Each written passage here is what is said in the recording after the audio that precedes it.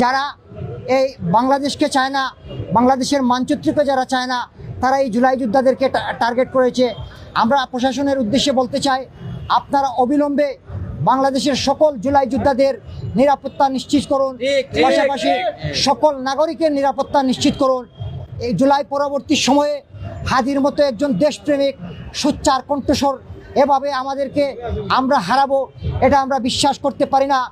সরকারকে বলতে চাই, আপনারা এই গণ অভ্যুত্থানের সরকার, গণ অভ্যুত্থান সফল হয়েছিল বলেই আজকে আপনারা রাষ্ট্র পরিচালনায় আছেন, কিন্তু আপনারা জুলাই যোদ্ধাদেরকে নিরাপত্তা দিতে ব্যর্থ হয়েছেন।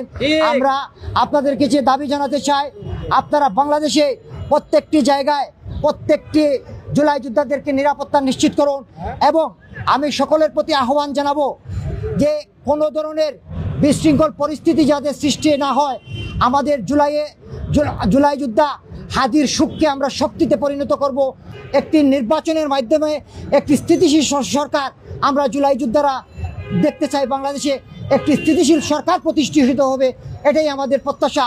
তার পূর্বে যেটা কঠোরভাবে বলতে চাই, হাদির খুনিদেরকে অবিলম্বে দেশে ফেরত এনে বিচারের মুখোমুখি করুন, অন্যথায় জুলাই যোদ্ধারা সারা বাংলাদেশে আন্দোলন গড়ে তুলবে।